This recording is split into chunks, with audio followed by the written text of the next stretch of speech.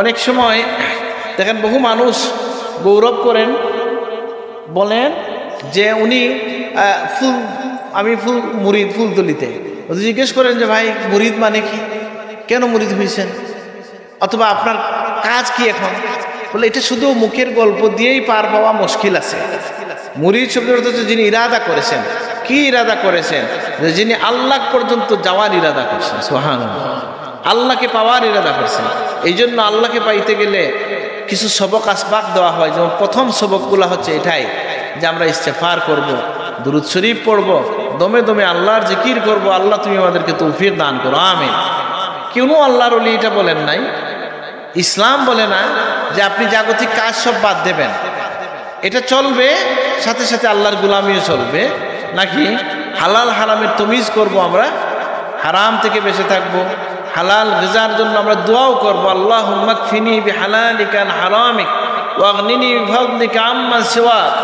যে আল্লাহ আমাদের জন্য হারাম থেকে হালালকে যথেষ্ট করে দেন এবং আপনার পক্ষ থেকে আমাদেরকে অন্য মানুষ থেকে ধনী বানায় দেন। সুবহানাল্লাহ।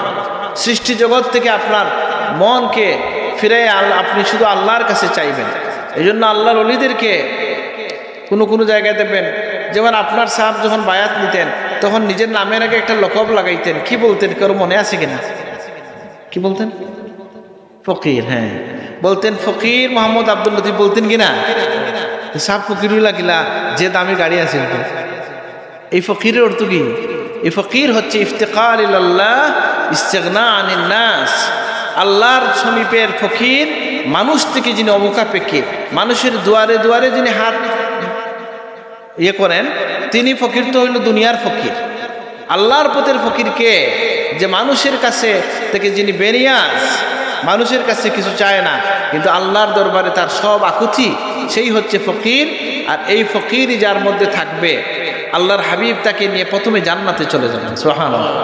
আনা আউয়ালু মান কারা আল বাব, আমি জান্নাতের দরজা প্রথম খটখটাইব, আর আমার সাথে আমার উম্মতের মিসকিনরা থাকবে। সুবহানাল্লাহ।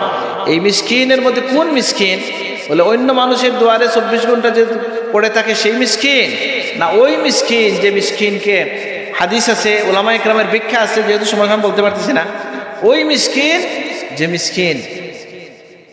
যে মিসকিন তার গরিবের কথা, ইয়াহসাবুহুমুল জাহিলু আগনিয়া মিনাত তাআফফুফ, নিজেকে বাঁচাইয়া রাখে অন্য মানুষ থেকে চাওয়ার থেকে, আর মানুষ তাকে ধনী মনে করে, আসলে তার ভিতরে অনেক জ্বালা যাচ্ছে, সে কাউকে বলে না। ঈদের সময় সব বাচ্চারে কাপড় দিতে পারে না, এরকম মানুষ আছে না? আছে কিনা? মাঝে মাঝে মনটা খান্দে কিন্তু দেওয়া যায় না, আরেকজনের কাছে যায় না, এরকম লোক আছে না? তো এই যে মানুষটার মনে যে একটা জ্বালা তৈরি হইলো, কান্না আসলো, দোয়া করলো, এর মধ্য দিয়ে আল্লাহ তাকে পিউরিফাই করে, পছন্দ করে, আল্লাহ তাকে মাকাম দান করে। এই জন্য আমাদের দুঃখ কষ্টগুলো বলার জায়গা কে? আল্লাহ। প্রধানত দুনিয়ায় কোনো প্রয়োজন হয় কারো কাছে যেতে পারে, এটা নিষেধ না, কিন্তু জেনে রাখবেন ওই বান্দাকেও যে করবে কি করবে না, এই সিদ্ধান্ত হবে কোথায়? উপরে সিদ্ধান্ত হবে। কেউ সাহায্য করতে পারবে না আপনাকে আল্লাহর যদি সিদ্ধান্ত না হয়। এই জন্য আমরা সাহেব যেটা বলছেন যে তালিমগুলো দিচ্ছেন, এগুলো যদি ধরে রাখতে পারি, ব্যক্তিগত জীবন সুন্দর হবে, সমাজ পরিবার সুন্দর হবে, আমাদের আখিরাতের জীবনও সফল হবে ইনশাআল্লাহ। আমি আমার কথা এখানে শেষ করলাম। আলাইনা ইল্লাল বালাগ।